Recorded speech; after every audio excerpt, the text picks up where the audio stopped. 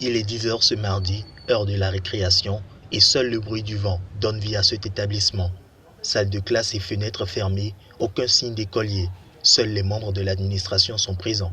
Nous autres, si nous sommes là, nous sommes directeurs. Donc on doit assumer d'abord l'administration. Les courriers seront envoyés à la CS pour voir comment le mouvement se suit. Même ce matin, le CPT est venu de passage et il a constaté la véracité des mouvements. Une grève qui a débuté depuis la semaine dernière par 48 heures et est reconduite cette semaine, passant désormais à 3 jours à partir de ce mardi. Une décision prise par les syndicats du Conseil sectoriel pour le dialogue social CSDS après l'échec des négociations avec le cabinet du ministère de l'enseignement maternel et primaire vendredi dernier. Ce dernier reste ferme sur sa position malgré les propositions de la partie syndicale. Le ministre est resté dans sa logique du maintien de la cartographie pédagogique nouvellement conçue pour suppléer un peu au manque de personnes d'encadrement, notamment les conseillers pédagogiques et les inspecteurs. La crise, vous le savez aussi, il y a un déficit criard d'inspecteurs et de conseillers pédagogiques. Et par rapport à ce déficit, il faut trouver une solution. Le ministre a cru devoir trouver une solution de révision de la cartographie de l'encadrement en regroupant des circonstances scolaires qui deviendront des régions et en faisant un recours aux CP et inspecteurs à la retraite pour pouvoir faire l'encadrement. Chose qui n'a pas été du goût des enseignants. Ces derniers demandent le rapportage des actes administratifs, objet de la grève. L'autorité ministérielle estime qu'il est impossible de rapporter les arrêtés au motif qu'ils ne souffrent d'aucune irrégularité. Les enseignants promettent de corser la note. De 112 heures, la grève pourrait connaître tacite reconduction. Pendant ce temps, les mauvaises nouvelles s'enchaînent pour les apprenants, premières victimes de cette crise.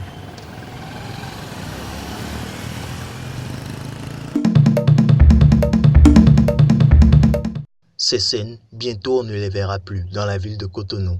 Les conducteurs de taxi-moto qui dorment à la belle étoile sur les artères publiques seront dès ce lundi 23 janvier 2017 interpellés par les patrouilles nocturnes des forces de l'ordre.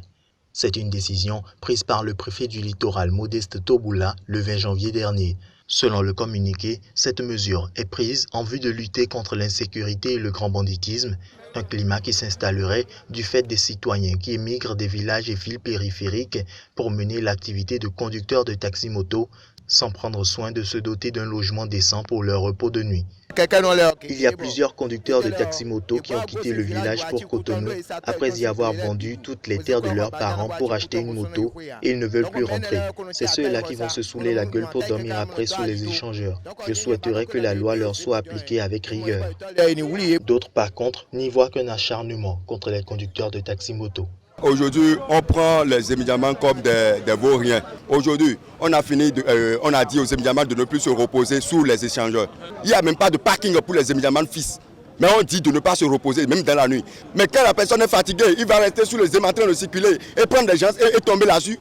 On dit seulement on attaque. Et la population est massacrée de gauche à droite. Mais c'est quoi? Nous voulons la liberté. Les chambres à Cotonou sont très chères.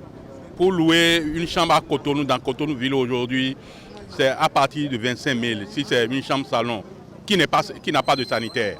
Par rapport à ceux-là qui dorment sous les échangeurs, c'est parce qu'ils n'ont pas les moyens pour louer des chambres. C'est parce qu'ils n'ont personne à Cotonou qui dorment sous les échangeurs. Ils demandent au gouvernement de mener une lutte afin que le loyer des chambres à louer soit à la portée de leur bourse avant de prendre de telles décisions.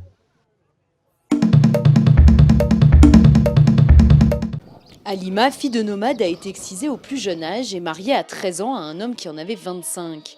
Un destin banal dans cette région aride du nord-est du Kenya, où 80% des femmes sont illettrées. C'est bien plus que la moyenne nationale de 12%. Je n'allais pas à l'école avant. On était toujours dans des endroits reculés et je devais m'occuper du bétail. Majoritairement peuplée de Kenyans d'origine somalienne, cette région autour de Wajir est minée par les attaques récurrentes des Chebabs. Ici, plus de 4 femmes sur 10 sont mariées avant 18 ans, le double de la moyenne nationale. En juin 2015, l'ONG Save the Children, en collaboration avec le gouvernement kényan, a lancé un programme éducatif pour amener les filles à l'école. Une initiative souvent mal comprise par une population nomade et très religieuse. C'était difficile pour moi d'accepter de mettre ma fille à l'école. En tant que nomade, on allait de village en village, on bougeait tout le temps. Mais avec le temps et une fois que nous nous sommes installés ici, j'ai accepté de la scolariser. L'ONG donne une compensation financière de 26 € par trimestre, une aide qui a permis de convaincre Adan et d'autres familles du village. Pour Hussein, le mari, cette opportunité va changer la vie de son foyer, même si cela doit repousser l'agrandissement de la famille. Ne pas avoir d'enfants maintenant, ce n'est pas un problème. La raison pour laquelle j'accepte que ma femme retourne à l'école, c'est pour qu'elle soit éduquée, mais surtout pour lui permettre de trouver un travail. Halima espère devenir professeur des écoles et subvenir financièrement aux besoins de sa famille.